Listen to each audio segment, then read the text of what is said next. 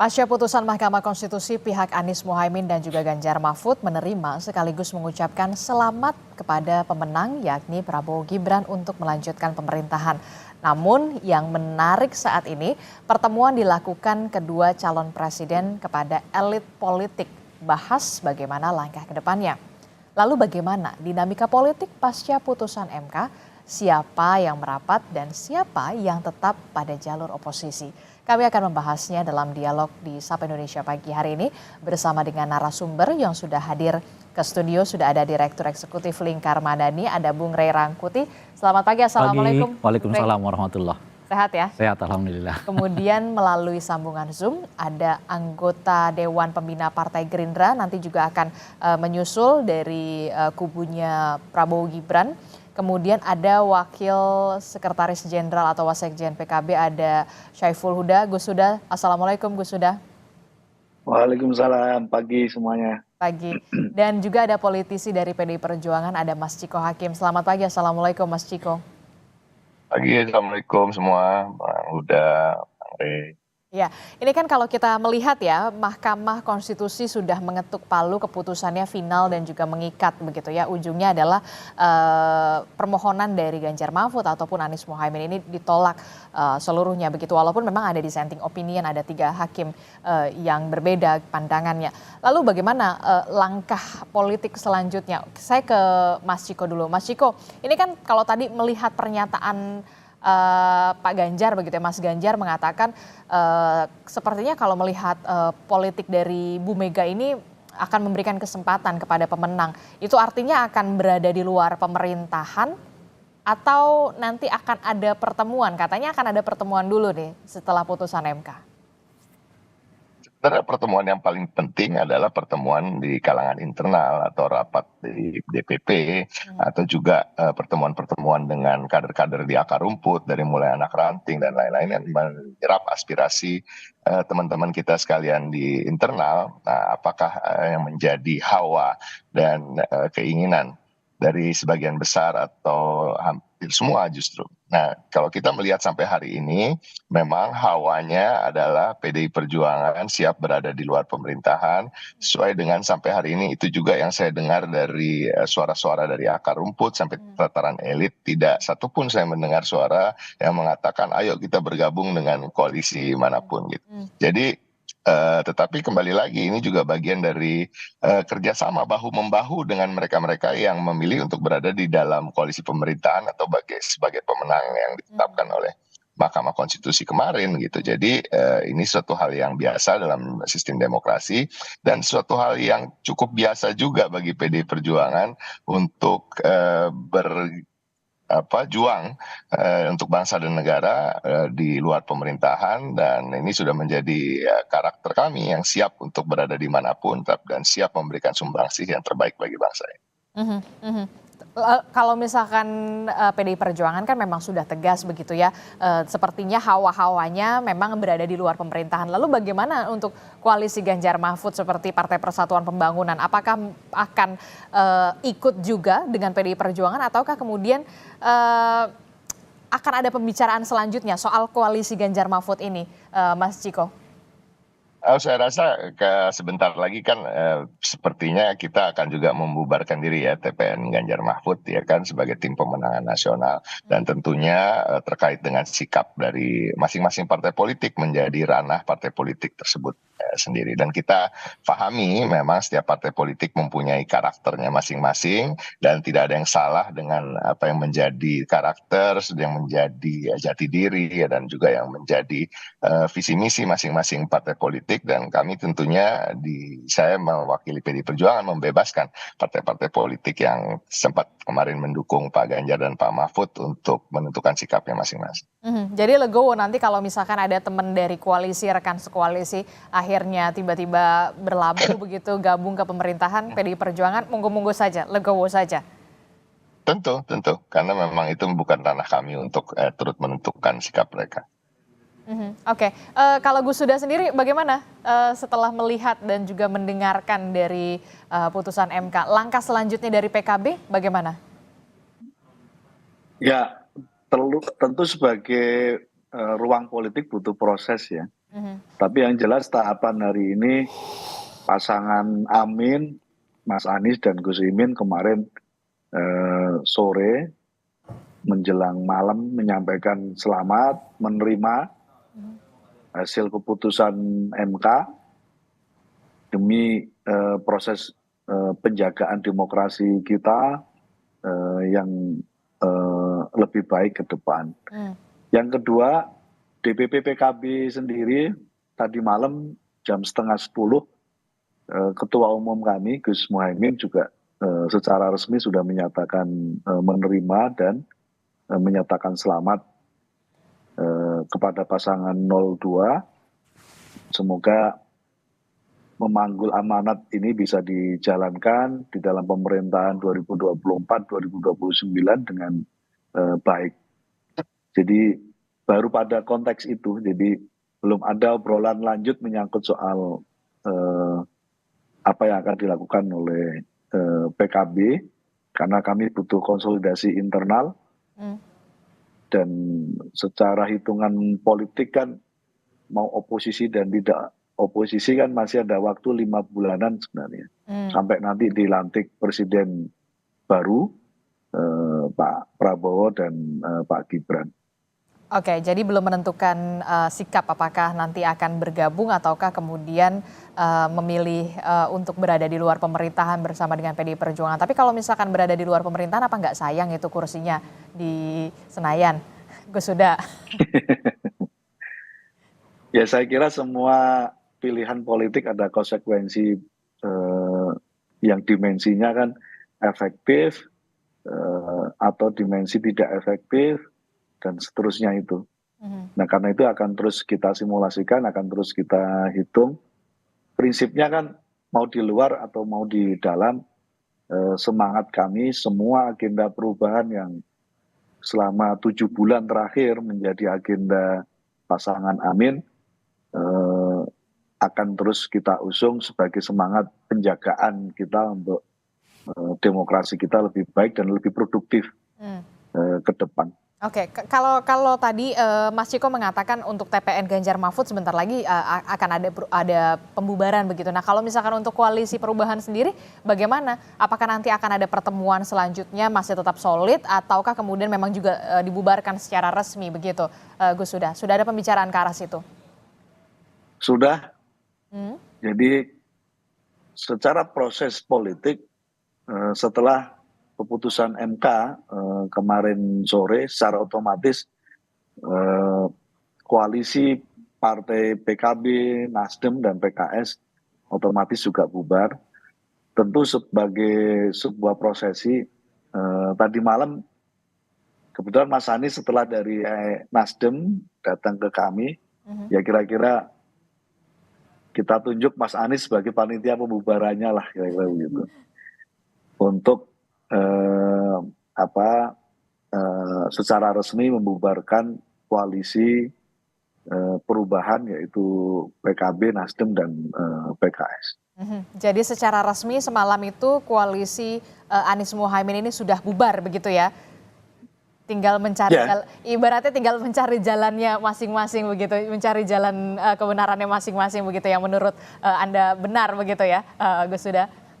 Iya, karena memang sudah di ujung kan, sudah selesai, tahapan pilpresnya sudah selesai, ketok palu Mahkamah Konstitusi kemarin, tinggal ini tanggal 24 kita akan datang ke KPU untuk mendengarkan keputusan KPU menyangkut soal penetapan resmi dari KPU siapa pasangan calon presiden, wakil presiden yang terpilih, yaitu berdasarkan keputusan MK dan berdasarkan keputusan KPU pasangan 02.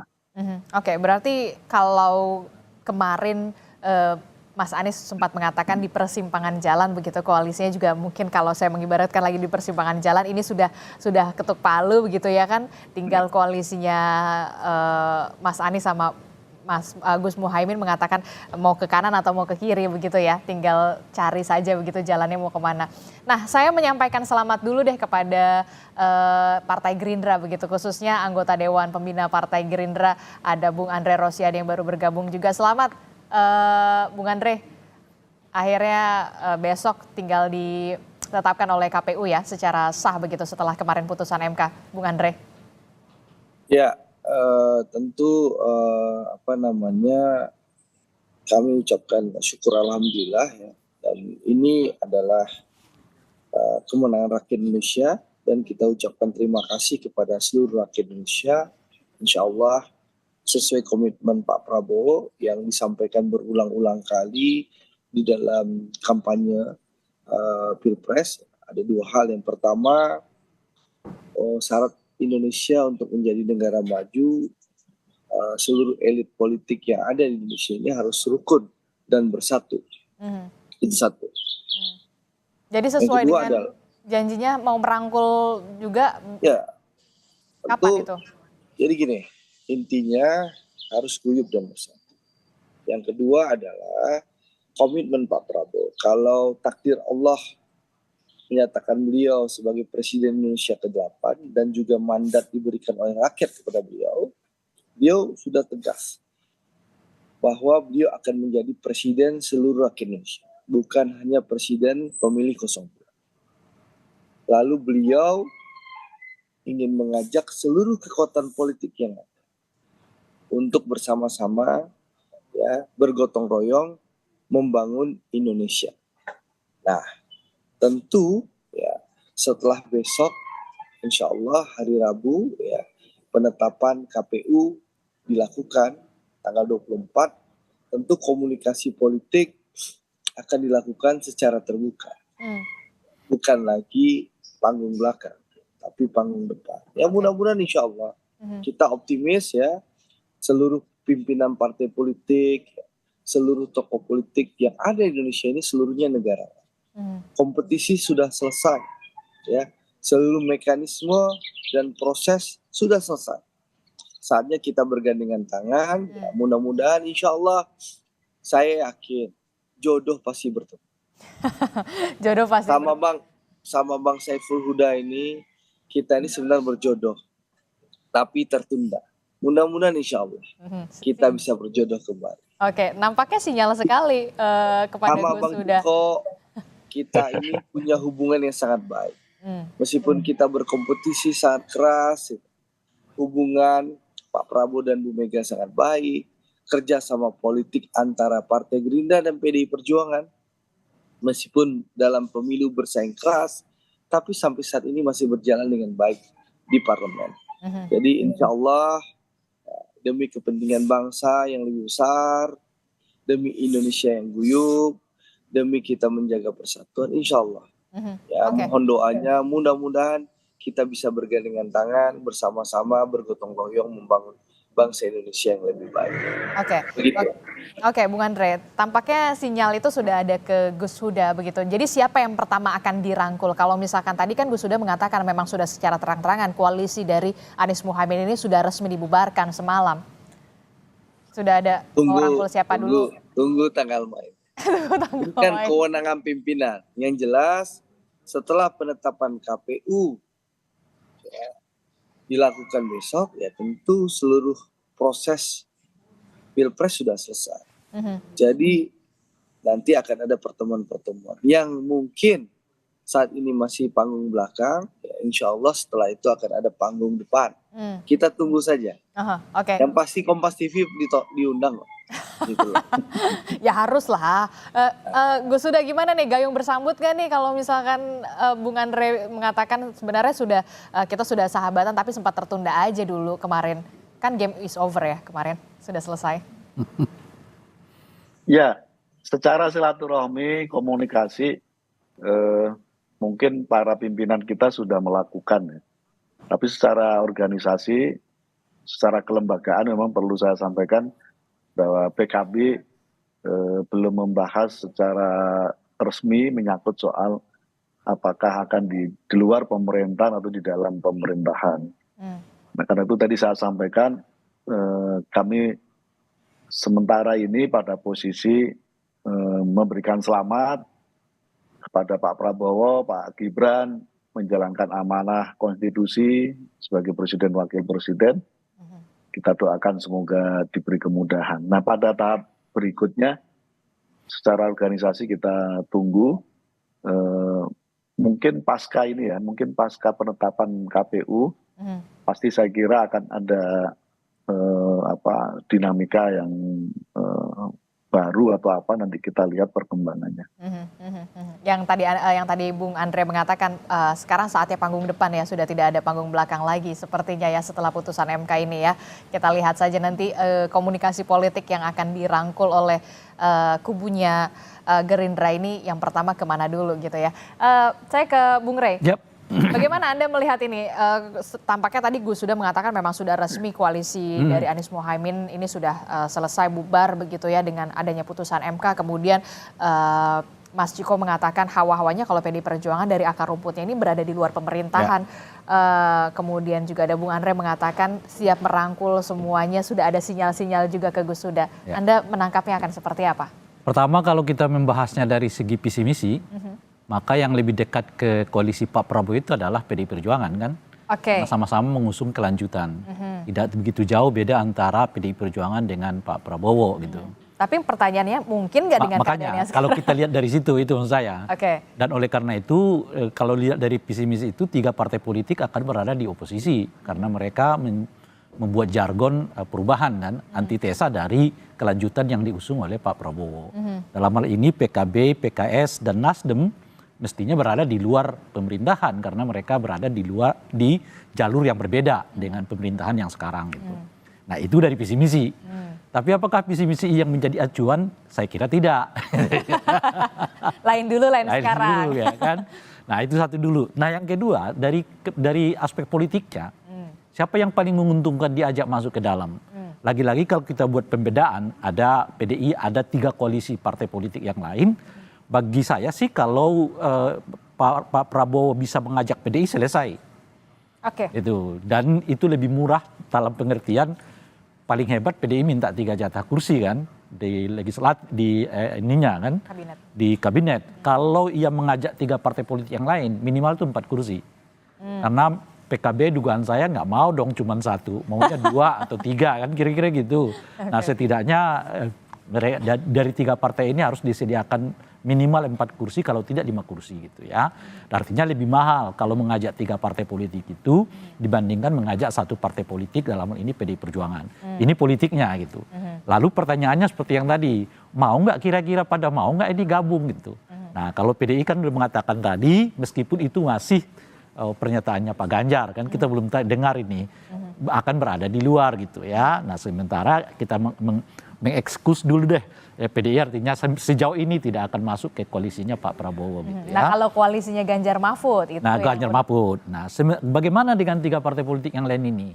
Bacaan saya 2 partai politik dari 3 partai politik ini kalau PDI tidak akan masuk akan diincar oleh Pak Prabowo. Paling kuat tuh pada PKB dengan PKS. PKB dibutuhkan karena butuh simbol NU, ya, warga NU di kekuasaannya Pak Jokowi. Sementara PKS dibutuhkan karena mereka dianggap mewakili kelompok Islam yang lain, corak Islam yang lain gitu, sehingga masuk di dalam. Nasdem justru nggak terlalu dibutuhkan lagi oleh Pak Prabowo. Kenapa? Karena citra koalisi ini sendiri sudah nasionalis. Gitu. Sementara Nasdem adalah citranya nasionalis, basis politiknya juga nasionalis, nggak menambah politik kecuali yang menambah kursi di legislatif gitu. Itu satu. Nah, yang kedua ada juga problem soal kehadiran Nasdem dengan Pak Jokowi, karena kita tahu selama ini Pak Jokowi agak kurang nyaman dengan Surya Paloh berhubung tindakan Surya Paloh yang sebelumnya mengumumkan pasangan Amin dengan Caimin ya, pasangan Amin sebagai calon presiden yang dianggap oleh Pak Jokowi sebagai sesuatu yang terburu-buru ya kan, yang menimbulkan keruhan politik dan seterusnya gitu. Nah, jadi ada dua gap yang membuat Nasdem agak kesulitan masuk ke dalam. Tapi kalau tetap juga Nasdem masuk ke dalam konteks diajak juga dengan 3 partai politik ini, bacaannya ada 2. Ya memang harus dibutuhkan kekuatan yang cukup kuat ya. Karena kalau Nasdem plus dengan PDI Perjuangan itu relatif sudah 3-40% kursi di DPR itu dikuasai oleh partai oposisi gitu. Itu satu. Nah yang kedua, itu artinya Pak Prabowo tanda kutip mampu menaklukkan Pak Jokowi gitu.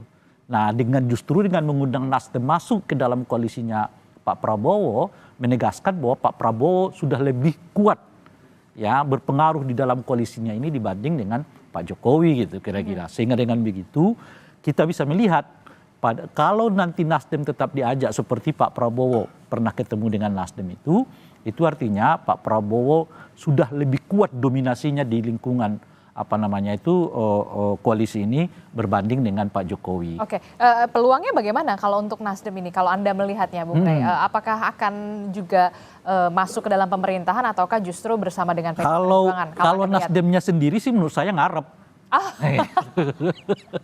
Apalagi sudah didatangi, ditemui langsung ya ke DPP Nasdem. Satu-satunya partai yang paling dahulu mengakui ininya ya Nasdem kan. Ngarep banget tuh gitu.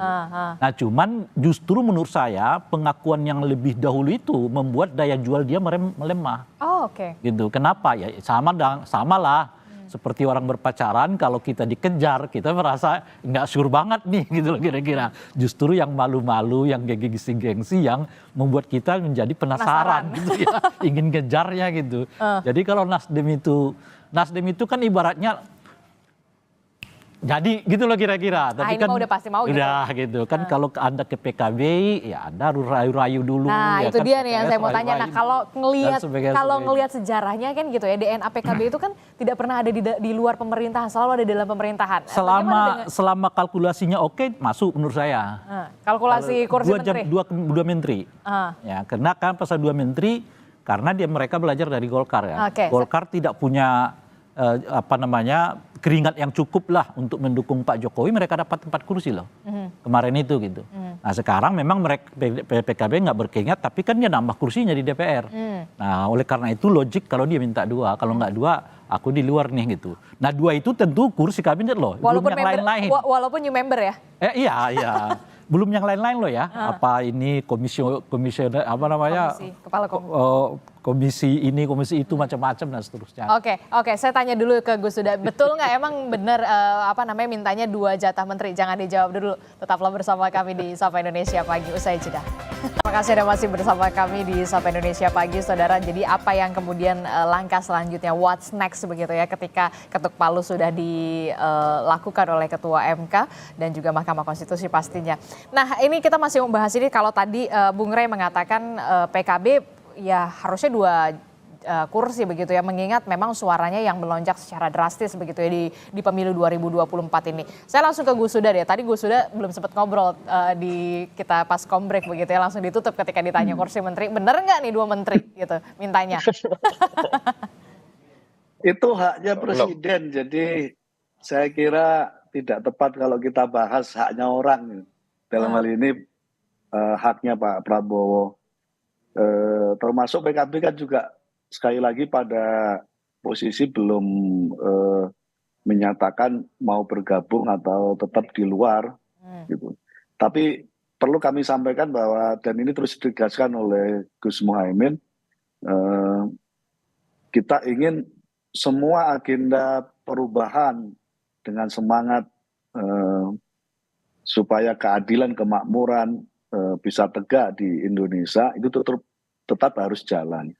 Bahwa jalannya, caranya seperti apa, ya nanti kita lihat ke depan. Jalannya dan caranya seperti apa itu loh. Caranya apakah kemudian ada syarat dan ketentuan berlaku 2 menteri begitu? Itu kan yang kemudian saya pertanyakan. Gus Duda. Ya sekali lagi itu hak prerogatif presiden, kita hormati, termasuk cara kita untuk supaya demokrasi kita sehat. Saya kira sepenuhnya kewenangan itu kita tunggu dari Pak Prabowo, sekaligus publik juga masih menunggu sikap resmi PKB apakah mau di luar atau di dalam pemerintah. Tapi kalau misalkan dikasih 2 menteri gitu ya, kalau kita berandai-andai berarti oke gas dong. Gus Duda. Gimana? Saya Karena tidak Gus Sudah pada kapasitas untuk tambah menjawab, dua. saya kira. Jadi sekali lagi kita belum bisa ngomong-ngomong soal itu karena PKB sendiri belum memastikan diri apakah mau gabung atau di luar. Oke, Bung Andre, gimana nih Bung Andre? Ya, tadi saya sudah sampaikan, setelah besok tanggal 24, komunikasi dan silaturahim akan dilakukan secara intens. Jadi publik, mari kita tunggu saja pimpinannya Bang Huda, pimpinannya saya, pimpinannya Bang Ciko. Insya Allah akan ada pertemuan-pertemuan setelah itu. Jadi yang jelas kita ingin Indonesia guyup, Indonesia bersatu, dan Pak Prabowo berkomitmen akan mengajak seluruh kekuatan yang ada bergotong royong membangun Indonesia. Sehingga harapannya Indonesia jauh lebih baik dan lebih maju ke depannya. Intinya itu. Oke. Jadi tentu sekali lagi akan ada pertemuan-pertemuan. Intinya itu. Oke, tapi kalau Jadi misalkan sing sabar, ojo kesusu. Oke, tapi kalau misalkan tadi Anda sebutkan Bung Andre kan sahabat lama yang sempat tertunda begitu, tiba-tiba masuk begitu new member dua kursi, gimana nih? Lalu bagaimana kalau dengan rekan Anda seinternal koalisinya, terima nggak nih? Jadi kalau soal nanti siapa yang jadi menteri, partai mana yang dapat menteri mana, berapa menteri, sekali lagi kan itu kewenangan presiden terpilih. Nanti biarkanlah presiden terpilih bersama ketua umum masing-masing partai untuk mendiskusikan. Insya Allah dengan semangat kebersamaan, semangat gotong royong, dan seluruhnya berjiwa negarawan, soal itu tidak akan ada masalah. Percayalah, Indonesia ini negara guyup. Seluruh tokoh politik kita negarawan. Seluruh tokoh politik kita ingin bersatu. Jadi insya Allah permasalahan teknis itu akan bisa diselesaikan dengan baik dan kekeluargaan. Oke, tapi berarti sudah ada pembicaraan soal transisi pemerintahan kan? Karena jangan sampai kemudian bisa transisi pemerintahan itu harus smooth juga begitu kan? Kalau kita nggak transisi ya, kita keberlanjutan. Makanya kalau dilihat Pak Prabowo kan sudah magang oleh Presiden Jokowi. Dalam ratas-ratas Pak Prabowo sudah dilibatkan oleh Presiden Jokowi. Bahwa Pak Prabowo terlibat sekarang dalam ratas-ratas yang dilakukan oleh Presiden. Jadi tidak ada transisi ya, kita keberlanjutan. Jadi gercep aja, gitu. Karena kita jualannya dari awal keberlanjutan, bahwa kita akan melanjutkan keberhasilan pemerintah Pak Jokowi. Mohon maaf, kita nggak perubahan.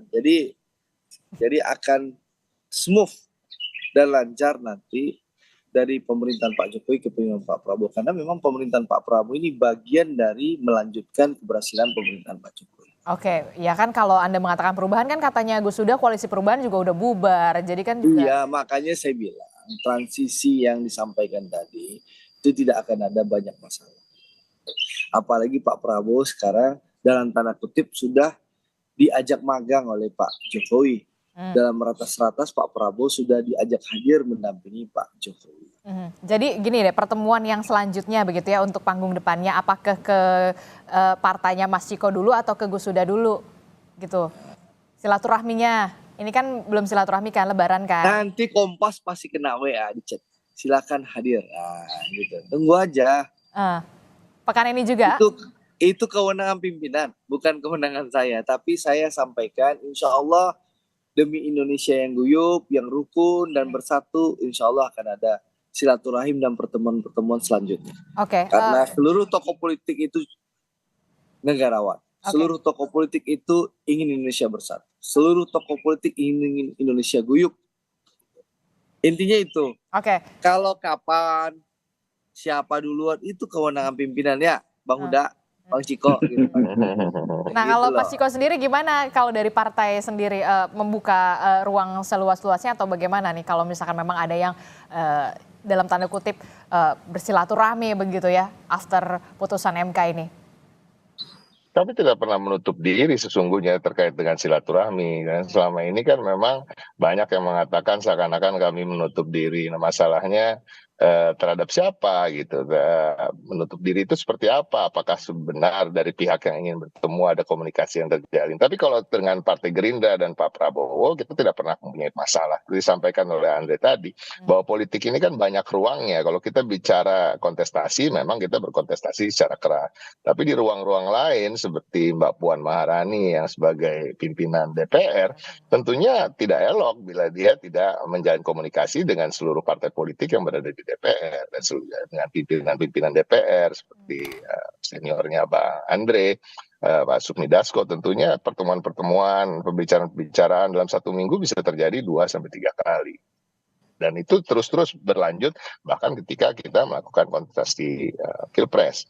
Nah, jadi ini hal yang biasa saja silaturahmi, tapi tidak ansih akan membahas soal koalisi karena bersilang pendapat pun kadang-kadang memang harus tatap muka ya kan. Ya, harus Tetapi menerima. tentunya kita ini gini loh, kita ini masih dalam satu naungan keluarga yaitu Pancasila dan NKRI. Jadi walaupun nanti ada yang berada di dalam pemerintahan maupun luar pemerintahan, sesungguhnya kedua belah pihak itu sedang bahu-membahu membangun bangsa karena memang dalam sistem demokrasi salah satu syaratnya memang harus betul ada yang berada di dalam pemerintahan dan juga di luar pemerintahan sebagai checks and balances. Tapi kalau kita bicara soal oposisi, tidak 100% kan, tidak artinya apabila Partai Gerindra atau Pak Prabowo mengajukan 100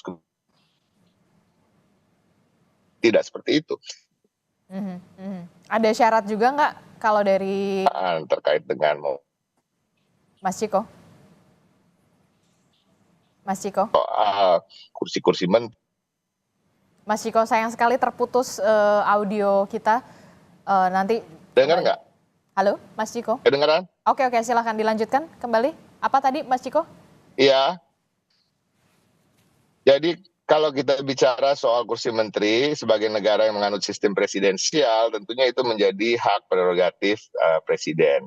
Yang kedua, tentunya kita juga punya undang-undang kementerian negara. Jadi pemilihan menteri tentunya spiritnya di dalam undang-undang kementerian negara adalah orang-orang yang kompeten, orang-orang yang berjiwa Pancasilais dan ingin menyatukan NKRI selamanya dan juga ingin membangun bangsa ke depan. Pada posisi-posisi yang akan diemban. Oke, saya ke Bung Rey. Bung Rey, ini kalau kita lihat kan Pak Prabowo berusaha untuk merangkul semuanya, tapi kemudian saya juga meng-underline soal tadi Mas Ciko mengatakan harus ada check and balances. Memang demokrasi yang sehat itu jangan semuanya berada di pemerintahan, senada seirama begitu seperti orkestra begitu ya, tapi juga harus ada. Anda melihatnya memang tetap harus. Ya, kalau kita termasuk juga PDI Perjuangan yang nanti akan di luar pemerintahan tampaknya. Kalau kita merasa bahwa negara kita ini berdasarkan asas gotong royong, berdasarkan asas musyawarah, ya itu harus ada orang yang mengambil peran berbeda-beda. Ya kalau semuanya sama ya bukan musyawarah dong. Bukan gotong royong dong. Kalau kita mau membersihkan parit, semuanya bawa cangkul, kan bukan gotong royong namanya ya kan. Memang harus ada peran yang berbeda-beda. Ada yang bawa cangkul, ada yang bawa sapu, ada yang bawa pengki, ada yang bawa makanan doang, ada yang bawa minuman aja gitu. Ada yang jadi komandannya, ada yang jadi. Nah itu yang disebut dengan negara gotong royong. Nah kalau semuanya di pemerintahan ya kita kehilangan falsafah penting dari berbangsa bernegara. Apa itu negara gotong royong? Dong satu semua kok. Itu bukan negara gotong royong, itu negara monotik namanya. Satu gaya semua gitu loh. Dan itu punya kecenderungan jadi otoritarian. Tidak sehat bagi demokrasi kita. Dan itu yang harus dicegah. Nah oleh karena itu mestinya yang sekarang kita sebutkan itu bukanlah hormati pemenang, tapi hormati juga orang yang kalah. Bagaimana menghormati orang yang kalah? Posisikan diri tempatnya. Sebagai orang yang kalah ya memang mereka adalah orang yang menjadi mitra pemerintah nanti dalam konteks memperseimbangkan. Mengawasi. Ya itu memperseimbangkan ya. Dan ya, tentu peran-peran yang dilakukan oleh itu mengawasi macam-macam dan seterusnya itu. Sehingga hajat utama dari tujuan berbangsa dan bernegara, keadilan sosial bagi seluruh rakyat Indonesia seperti tercantum dalam sila kelima Pancasila tercapai. Sebab keadilan nggak mungkin bisa tercapai kalau ia bersifat monolik.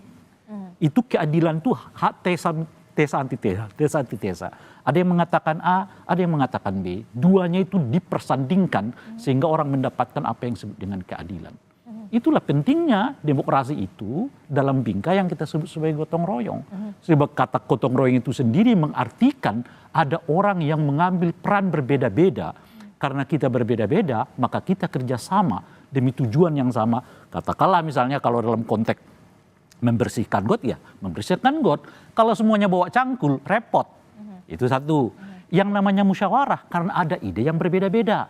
Nah, ide yang berbeda-beda itulah kita pertemukan dalam satu forum, apakah itu nanti di DPR dalam konteks pembahasan rancangan undang-undang, APBN, macam-macam dan seterusnya itu, atau naik sedikit dalam konteks MPR itu. Kalau ternyata hasil musyawarah nggak dicapai, ada mekanisme yang lain yang bisa dilakukan dan seterusnya itu. Itulah pentingnya menurut saya, bukan saja karena prinsip demokrasi, tapi itu berkesesuaian dengan falsafah bangsa kita sebagai negara gotong royong. Itu satu.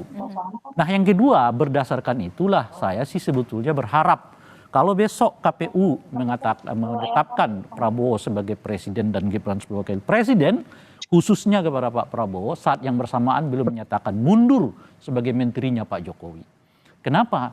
Karena tidak elok bagi kita seorang presiden yang ditetapkan ya secara administratif sudah dinyatakan menang, terpilih, masih tetap tadi itu disebut oleh Andre digodok ya, istilahnya tadi belum Andre itu Magang. dimagang.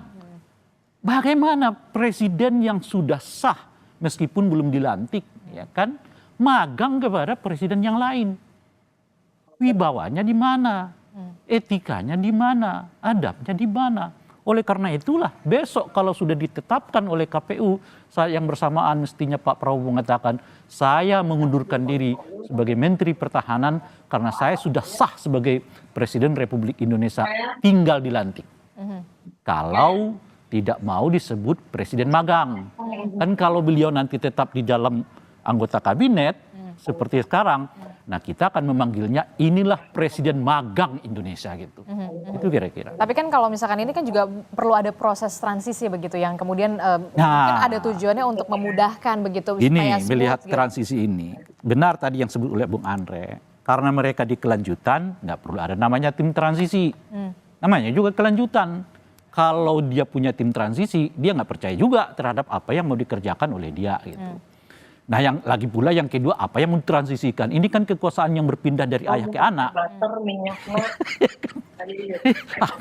Kalau perpindahannya di luar kita, ya oke deh. Ada tim transisi, ada panitia. Lah ini ayah dari ayah ke anak kok. Apa yang mau ditransisikan kan? Nah, yang ketiga, tapi kalau tetap ada yang disebut dengan tim transisi, lagi-lagi seperti yang saya sebutkan. Pertama adalah Pak Prabowo harus terlebih dahulu menyatakan mundur sebagai presiden, sebagai anggota kabinet ya. Karena akan menjadi presiden. Sudah jadi presiden. Ketika ditetapkan JK. Cuma jadi ini presiden magang Indonesia kan nggak enak banget di negara. Okay, nah yang kedua tunggu dulu. Saat yang bersamaan sebetulnya ingin mengatakan bahwa lagi-lagi Pak Prabowo mau ya mengatakan pada tingkat tertentu saya ini tidak bisa terus di bawah-bawah naungan Pak Jokowi. Gitu. Oke, Bung Andre, respon Anda? Ya, respon saya ya nggak perlu terlalu didengar pernyataan dari senior saya ini, Bang Ray ini. Karena memang tidak ada konstitusi yang dilanggar oleh Pak Prabowo, lalu mungkin pernyataan Bang Ray ini mungkin terlihat belum bisa move on juga Bang Ray ini. Ya, kita kan wajar-wajar saja kan kalau kita punya pretensi di kubu mana itu hal-hal yang wajar. Tapi satu ya, pemilu ini sudah selesai. Saatnya kita bersatu membangun bangsa. Yang kedua, Pak Prabowo ingin melanjutkan. Tentu proses dan ini harus dilakukan dengan cara memastikan keberhasilan pemerintah Pak Jokowi ini bisa dan berhasil di caranya apa? Banyak hal. Salah satunya Pak Jokowi melihat transisi itu dan Pak Prabowo ini menterinya Pak Jokowi. Ya wajar saja Presiden Jokowi mengundang menterinya adil dan merata yang kebetulan dan terpilih. Nah, jadi juga pernyataan partisan itu bahwa ini perpindahan kekuasaan dari bapak ke anak. Ini melalui kontestasi, tidak ada perpindahan kekuasaan. Ini namanya kompetisi melalui pemilihan. Dan faktanya Pak Prabowo dan Mas Gibran itu dipilih oleh 58% rakyat Indonesia. Dan segala tuduhan, narasi, kecurangan sudah terjawab di Mahkamah Konstitusi.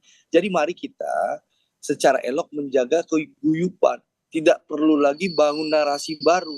Ini perpindahan kekuasaan dari bapak ke anak. Tidak ada perpindahan kekuasaan dari bapak dan anak. Yang ada Pak Prabowo dan Mas Gibran memenangkan kontestasi, mengalahkan pasangan 01 dan 03. Jadi tidak ada perpindahan kekuasaan. Ini kontestasi pilpres dan mayoritas rakyat, 58% rakyat Indonesia memutuskan memilih pasangan Pak Prabowo dan Mas Gibran. Oke, dan nanti jadi tidak elok kita bikin pernyataan-pernyataan partisan lagi yang sengaja memecah belah rakyat lagi. Ya, kan ini kompetisi sudah selesai. Nah, beri kesempatan. Game is over ya. Semua ya, permainan sudah selesai begitu, keputusan MK memang sudah diketuk palu. Kita sudah harus menghormati begitu ya, Bung Andre. Baru dibilang begitu ya, udah satu ya. Berikan kesempatan sebentar. Ya, silahkan Bung Andre. Ya, jadi Bung Andre. Mengkritik boleh. Kalau menang jangan sensitif dong. Partisan, gitu loh. Dengan menuduh ini bukan sensitif, ini kan narasi. Kalau udah lagi, menang jangan sensitif. Yang sensitif itu yang kalah. Anak diberikan, bukan. Santai aja Bung Andre. Ini pernyataan nggak sehat. Gitu loh. Santai aja Bung Andre. Kita santai, maka kita luruskan. Kami meluruskan pernyataan yang tidak benar. Gitu. Kita kan punya hak masing-masing berpendapat. Nah, kita meluruskan. Hak berpendapat itulah yang saya pergunakan kan. Oke, baik. Ya. Baik, kita. Ya, makanya saya jawab. Andre. Makanya saya jawab bahwa tidak ada kekuasaan dari bapak dan anak. Yang ada adalah Pak Prabowo dan Mas Gibran ikut berkompetisi ya secara keras dan alhamdulillah mayoritas rakyat Indonesia memilih beliau dan proses sudah selesai. Dan prosesnya sudah selesai dan putusan MK juga memang sudah diketuk palu begitu ya. Kita harus menghormati bagaimana putusan MK dan besok proses komunikasi sedang jalan dengan seluruh partai politik yang ada. Kita ingin merangkul. Nah, soal transisi ya ini juga sudah berjalan. Nah, kebetulan Pak Prabowo adalah menterinya Pak Jokowi. Tidak ada salahnya Pak Jokowi mengajak Pak Prabowo duduk bersama dalam ratas supaya dalam tanda kutip transisi ini bisa mulus dan cepat, gitu loh. Sehingga Pak Prabowo dilantik nanti 20 Oktober 2024 bukan lagi butuh waktu untuk penyesuaian, tapi bisa langsung tancap gas bersama Mas Gibran untuk memastikan keberlanjutan dan keberhasilan pemerintah Pak Jokowi. Itu saja sederhana. Jadi kita nggak usah muter-muter, nggak usah saling sindir, nggak usah saling bikin opini lagi, harus mundur lah. Ini kan tidak ada konstitusi yang dilanggar. Gitu loh. Jangan kita memaksakan kehendak, ya, memaksakan opini kita, gitu loh. Karena memang kan kita tidak puas, mungkin kita jagoan kita kalah, gitu loh. Baik, terima kasih. Kita nanti akan nantikan bersama siapa yang kemudian dirangkul pertama oleh Partai Gerindra ataupun juga dari kubu Prabowo Gibran ini untuk kemudian bisa bergabung di pemerintahan selanjutnya. Terima kasih Mas Ciko, Bung Andre Rosiade, kemudian ada Gus Huda, Bung Rey Rangkuti bergabung bersama kami. Nanti kita akan dialog lagi di kesempatan yang lainnya dan juga di tema yang lainnya yang lebih menarik. Terima kasih Bapak-bapak. Assalamualaikum. Selamat pagi. Waalaikumsalam warahmatullahi wabarakatuh.